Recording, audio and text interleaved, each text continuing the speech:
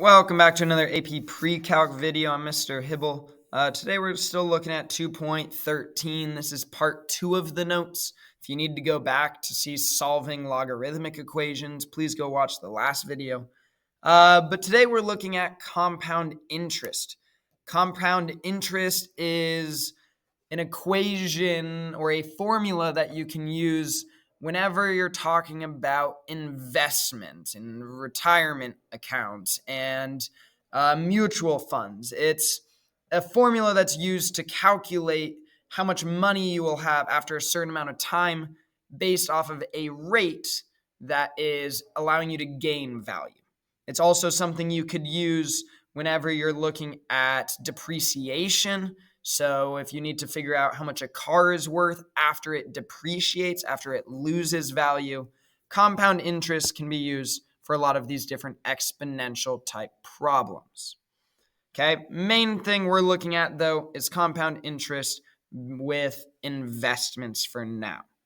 Realize two different equations that we need to know.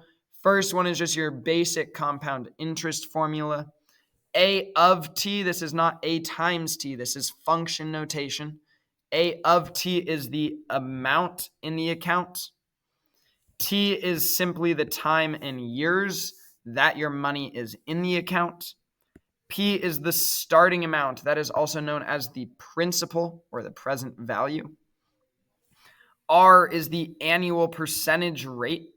It's how much or what percent you're getting back per term. And N is the number of compounding periods. It's how much something happens in a year. That is one of our equations. These letters mean the same thing in the other equation. This other equation, a lot of people just refer it as the PERT equation. You can see P-E-R-T, PERT. That's just generally how people refer to it. But this is just a continuous growth formula. So there is no compounding periods. It's just compounding every second of the day. It's happening continuously. And you show that with our Euler's number, E. Remember, E is just a value, roughly 2.7. But again, each of the other variables in there still represent what they did before. Okay, so looking at some problems, then let's start to break those down. If you need to, you might write those formulas down because I'm just going to go ahead and start talking about them. If I read through this problem, we've got $3,000 in an account, right? That's how much you're investing. That's your original amount. That's your principal. It's paying 3% interest compounded quarterly. We know the rate is 3%. We need that as a decimal, though, so move your decimal 2 places to the left. It's compounded quarterly. That's your N value. It's how many times it happens per year. If something happens quarterly, it's happening 4 times. And we want to know how much it will be worth after 10 years. That sounds like T. So we're trying to figure out, okay, what is A of T? What do we get after 10 years have passed? So we start to plug into our formula here. I'll write it one more time if we need it. Just replacing. So I knew the principal was 3,000. I know the rate is 0.03. And the compounding periods is 4. And we just plug in for everything. What we're doing is finding the amount. We're finding A after 10 years. Remember, function notation is just telling you what you're inputting on the other side. So we inputted 10 into the time. Where we'd end up finding after 10 years, the amount we get, if you type that right side into your calculator, is roughly $4,045. You might look at the cents as well, 0.04, maybe 0.05 if you round up. Simple problem there. All you're doing is plugging in and evaluating. The same thing would be true for compounding continuous. You still want A of T or A of 10. Our time is 10. We still have the same P value. E is just a number, so E stays in it, where our rate and our time can get plugged in. Realize compounding continuous will give you very similar values, depending on what your rate is. That will be true. They will come out very similar. In this case, compounding continuous does give you slightly more money as it's roughly $4,049 instead. Again, it was just numbers on the right side. Just use your calculator. This process, though, can get more challenging when we actually have to start solving for different values. For example, reading through this one, you would find the interest rate compounded daily. That means it's happening 365 times in a year. You would see that we need to figure out how much does he need to invest. So we need to figure out what the letter P is. If the value of the account now, A is the 1470 and your T is 9. So start to plug in. Again, if you need to write down your equation, here it is.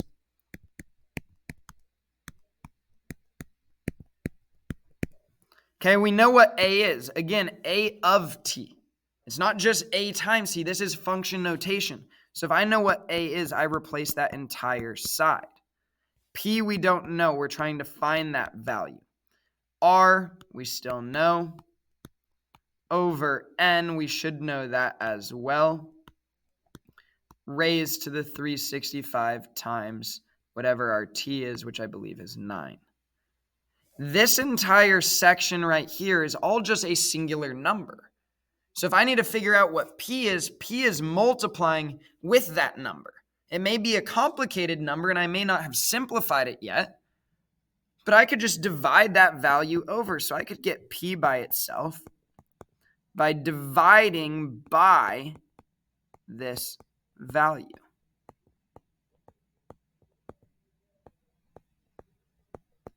If you divide that over, you would end up finding that that value gives you roughly $812. They did say round to the nearest dollar. That would give us $812. Compounded continuously, I'll let you try that one. It is the same process. It also gives you roughly $812 if you use our PERT equation instead. This is where it gets more interesting, though. Solving for time and solving for rate. Let's start with solving for time. So now we need to figure out what T is. We know what the original investment is. Paying an interest rate compounded monthly, so my rate is 0.052. Compounded monthly would be 12. We don't know what T is. And after whatever time, we know that we get a value of our investment of the $13,950. Well, I need to solve for T. I need to find out what time is. Well, in order to do that, first notice where T is. T is an exponent. It's a power. Well, in order to get something out of the exponent, if your variable's in the exponent, that means that you need to use a log of some sort to get it down. But I can't take a log right now. You can technically, but it might cause more work later. So what I want to do first is I want to get rid of this value out front, the 6,700. So I'm going to divide that value over. Okay. The reason I'm doing that is I want just the exponential part by itself when I take the log. Now that the exponential part is by itself, right? I have a base with an exponent. There's nothing else on that side. Well, what I can do now is I can take a log on both sides where my base of this log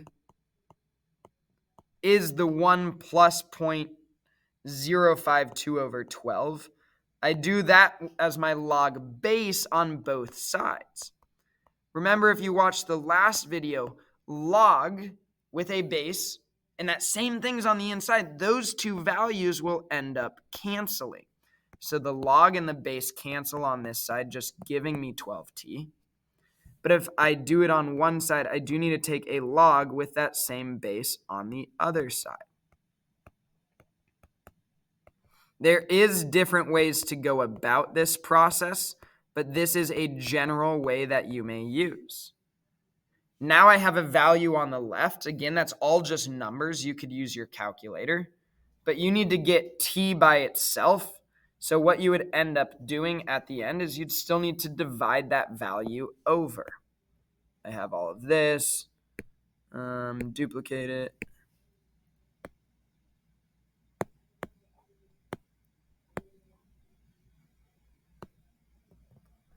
Okay, now we can divide the 12 over. So that would end up giving us a log. Again, the base of that log is 1 plus 0.052 over 12, where you're evaluating that log of this value on the inside. We said all of that gets divided by 12, and that gives you the time.